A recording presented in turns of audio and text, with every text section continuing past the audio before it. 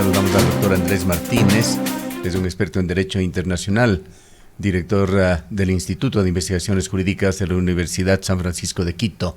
Imparable la violencia en Colombia, van ya por 3 semanas luego de un intento de imponer impuestos al sector alto y medio de Colombia. De acuerdo con las cifras, el día de ayer en Bogotá hubo más de 30 civiles heridos y unos 16 uniformados de la policía lesionados, se dice por parte de las autoridades, que intentaron quemarlos vivos en una de los cuarteles policiales de Bogotá. Quisiéramos, doctor Martínez, en esta mañana dialogar con usted y que comunique al público su visión sobre cómo influye la situación de Ecuador en la política latinoamericana, así como sobre el entorno internacional y la influencia que éste tiene y tendrá en Ecuador.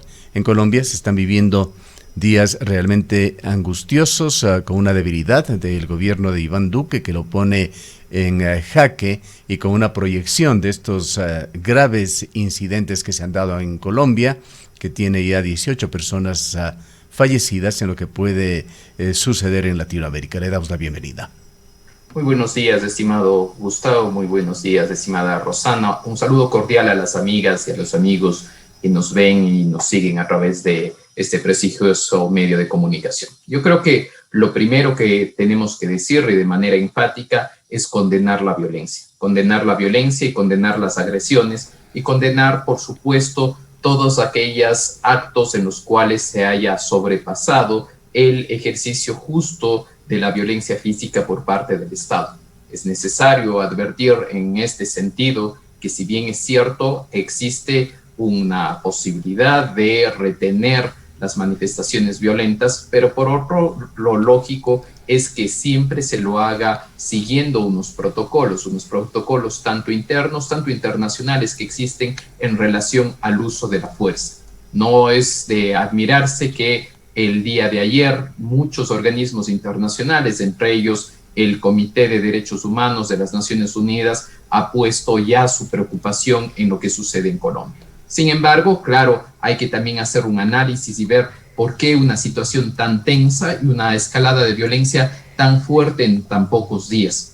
Lastimosamente, nuestro hermano país de Colombia tiene una serie de situaciones adicionales que no tendría otro país latinoamericano. Es uno de los países, como bien conocemos, que ha tenido uno de los conflictos internos armados más largos de la historia de América Latina, y que, si bien es cierto, en teoría, y digo en teoría, en papeles, culminó hace un par de meses precisamente con una firma de la paz, lastimosamente todavía dichos mecanismos no han llegado al 100% de la satisfacción y, por supuesto, a la desmovilización.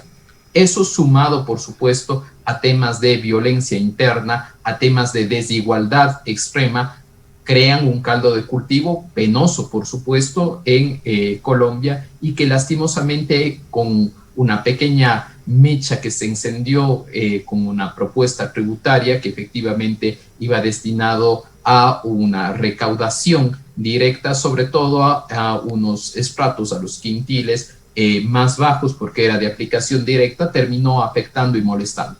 Por su lado, por supuesto, el presidente Duque decía que, si bien es cierto, había esta reforma tributaria lo que en teoría buscaba era seguir manteniendo una serie de beneficios sociales para luchar contra esa desigualdad.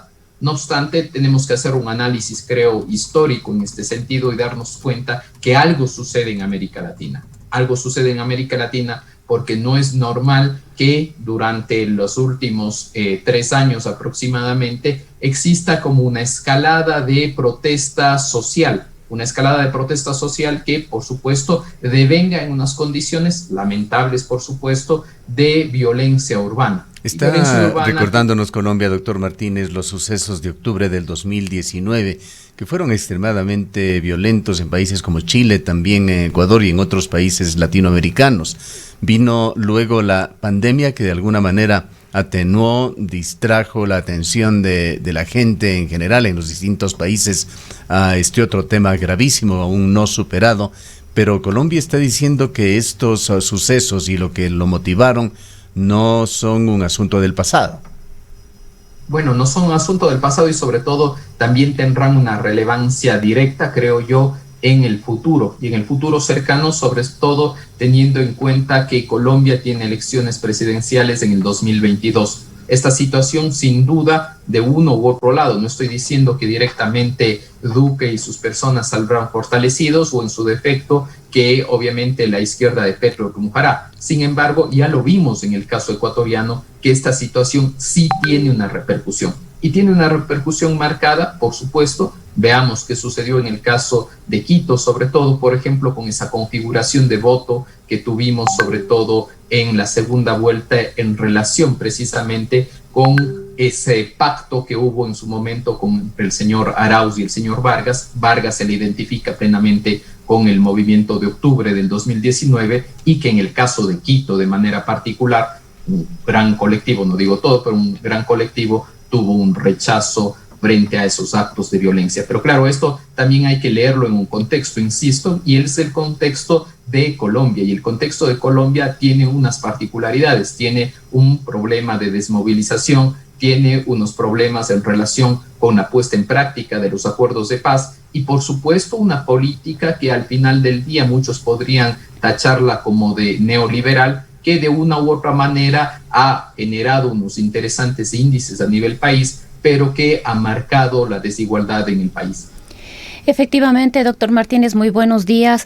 Estas reacciones de la población virulentas, violentas, de alguna manera responden a una problemática social que se viene arrastrando por algunos años, una serie de necesidades que no han sido atendidas y una serie de medidas que, lejos de ir reduciendo las brechas sociales, las incrementan, perjudicando efectivamente a quienes están en los quintiles más bajos económicamente, no solamente en ese país, en los otros países de Latinoamérica también. Esto es, como decíamos, una respuesta, una explosión que se da frente a lo que usted manifestaba, una propuesta tributaria. Podemos decir que esta fue la gota que derramó el vaso de algo que ya se venía conteniendo, que ya se venía arrastrando y que, pese a las circunstancias que atraviesa el mundo, que atraviesa Colombia frente a una pandemia, esto ha sido más fuerte para llegar a que la gente salga a movilizarse, perdiendo incluso el miedo a la pandemia, el miedo a las balas, el miedo a los militares. Y hay que darse cuenta de un aspecto, muy buenos días, estimada Rosana, que es precisamente el tema que, si bien es cierto, fue la gota que derramó el vaso, el tema de la propuesta tributaria, sin embargo, ya se vivían unas condiciones de desigualdad y de inconformidad frente al gobierno. No es la primera vez que se generan unas protestas. Las primeras protestas se generan, entre otras cosas, en finales del 2019 y obviamente en inicios del 2020 respectivamente. Lo que sucede, como usted bien señala, es que la pandemia de una u otra manera frenó. Sin embargo, hay que darse cuenta también otro factor, y un factor que lamentablemente a mí me sorprende y que me preocupa sobre todo, y que es también el choque entre la población. El choque entre la población, sobre todo de los barrios periurbanos y rurales, frente a las personas que viven en las áreas consolidadas, tipo centro o suburbios respectivamente. Porque no hay que olvidar, y esto es importante reconocer, que Colombia tiene también una clase media bastante fuerte, y esa clase media de una u otra manera no necesariamente está con la protesta. Al contrario, las marchas de ayer, por ejemplo, marchas pacíficas como en Cali, entre otras, mostraban obviamente manifestaciones pacíficas con el propósito de, bajo el pretexto queremos trabajar y obviamente queremos que se retorne a la normalidad, pero esto chocaba sobre todo entre protestas también con las personas que están inconformes. No olvidemos que ya hace un día y medio el presidente Duque retiró la propuesta en el legislativo de esta reforma tributaria.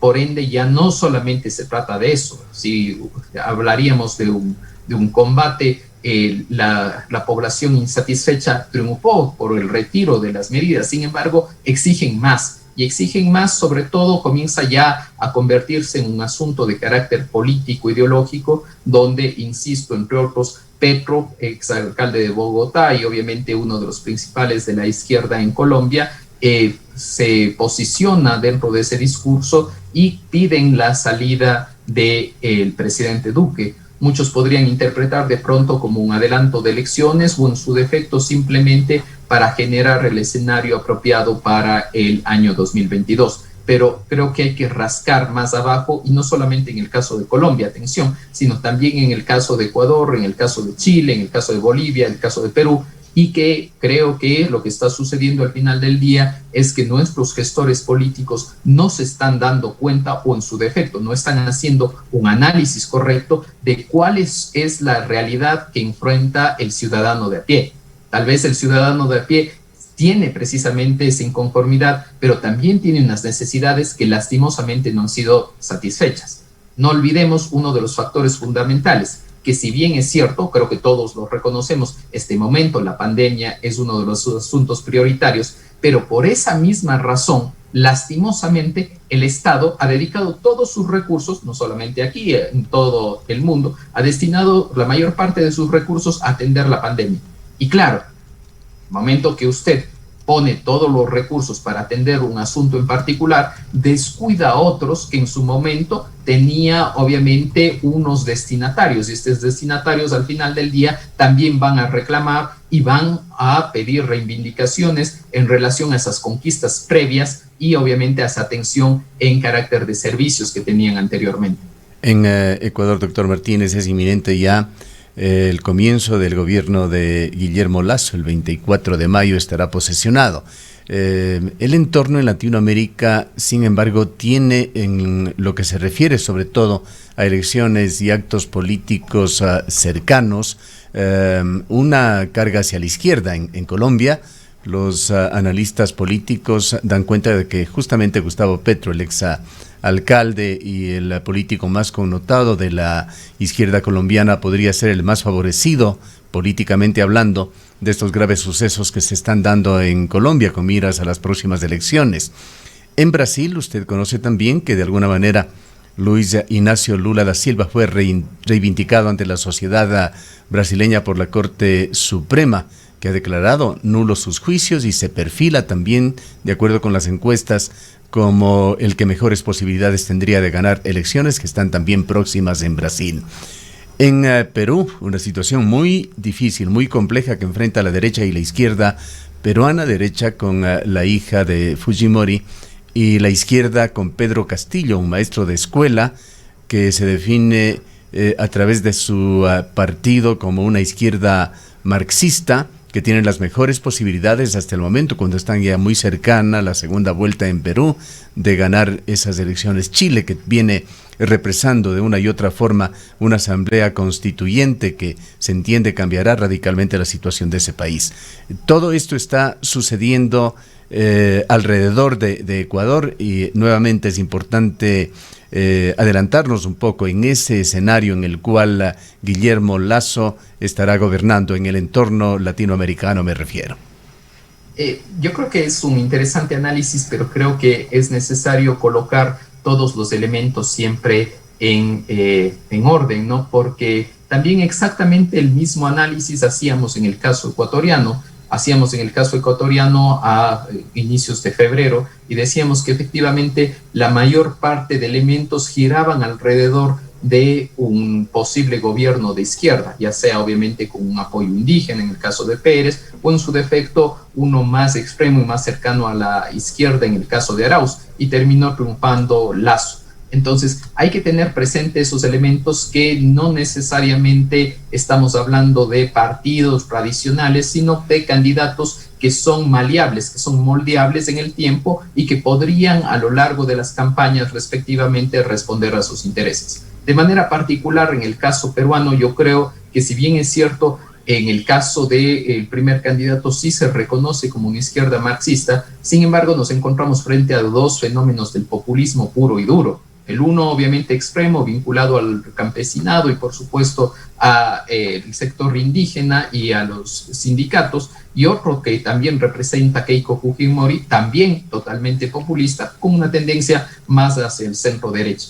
Pero atención con lo que está pasando también a nivel mundial. El día de ayer creo que uno de los temas más importantes a nivel iberoamericano fue el caso de la casi desaparición del sector de las izquierdas y sobre todo de los surgimientos de izquierda que existía en el caso español. El día de ayer hubieron elecciones en la Comunidad de Madrid y la señora Ayuso obtuvo una mayoría aplastante absoluta del Partido Popular, sin necesidad de pactar, va a lograr alcanzar la presidencia de la Comunidad. Y un actor determinante que ha tenido influencia en el caso ecuatoriano directo, y por eso obviamente lo traigo al caso, que es el señor Pablo Iglesias, el líder y secretario del partido del movimiento Podemos, terminó totalmente derrotado y es más, ha presentado su dimisión a todos sus cargos y se retira de la vida política.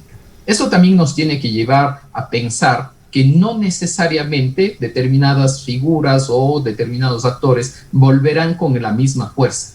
Me explico. En el caso del Ecuador se pensó en su momento que el señor Correa iba a tener la misma presencia que años atrás y que iba a incluir directamente en su candidato Arauz, y no le bastó. Tuvo una influencia muy importante y hay que reconocerla, pero no le bastó. De pronto sucede exactamente lo mismo en Brasil. En Brasil, sobre todo, a partir de una tercera línea. Yo creo que la discusión no va a estar entre Lula y Bolsonaro. Habrá una tercera vía. Y esa tercera vía, no nos olvidemos que en las elecciones que se tuvo precisamente cuando ganó Bolsonaro, ¿sí? Una de las candidatas era, claro, la tercera vía, era una mujer, era una activista, era una persona cercana a las reivindicaciones sociales y que estuvo muy cercana. Nota mental, no nos olvidemos quién estuvo detrás de esa campaña. Detrás de esa campaña estuvo el propio señor Durán Barba. Entonces, creo que todavía queda mucho por recorrer en el caso colombiano, chileno, por supuesto, y brasileño. Creo que en el tema peruano están las cosas un poco más dichas y tendrá, por supuesto, una repercusión directa para el Ecuador. En el caso de si Perú intenta ver hacia la izquierda, habrán dos condiciones básicas. La primera, que hay una institucionalidad marcada desde la perspectiva económica y el manejo de la política comercial que le limitará de una u otra manera al presidente electo en su momento. Y no olvidemos también la inestabilidad que se vive en cambio a nivel del Congreso Nacional. Es un Congreso Nacional muy fragmentado en el caso peruano que con medidas extremas le llevaría a su destitución. Y ahí podría verse también, si ustedes desean, una oportunidad para el caso ecuatoriano, sobre todo con la presencia que durante campaña ha sido muy manifiesta y que se hicieron las conversaciones previas durante este gobierno del señor Moreno para el ingreso con pleno derecho del Ecuador a la Alianza del Pacífico. Creo que un poco a nivel internacional, la política internacional se posicionará desde esa perspectiva en el caso ecuatoriano y por supuesto con los socios comerciales típicos que hemos tenido, tanto en el caso de Estados Unidos y por supuesto la Unión Europea. Si bien ya se hizo un acercamiento a lo que ocurre en la región, me gustaría también un análisis de las implicaciones que tiene lo que en este momento está ocurriendo en Colombia a nivel precisamente de la región, cuando no hemos escuchado ningún pronunciamiento de los otros presidentes. De Ecuador no se ha pronunciado, Guillermo Lasso no se ha pronunciado, Lenín Moreno no se ha pronunciado. ¿Qué pasa con la Organización de Estados Americanos? ¿Qué pasa con la Organización de las Naciones Unidas y otros organismos respecto de lo que está ocurriendo en Colombia, esta escalada de violencia que, si no me equivoco, ha dejado ya más de 20 personas muertas? Yo creo que sin duda, como inicié en esta entrevista, creo que hace falta una condena a la violencia, y esa condena a la violencia tiene que venir desde todos los espectros, tanto organismos internacionales, sujetos de derecho internacional como los estados y por supuesto sus representantes, los gobernantes, que deben condenar la violencia venga de donde venga. Y eso está faltando.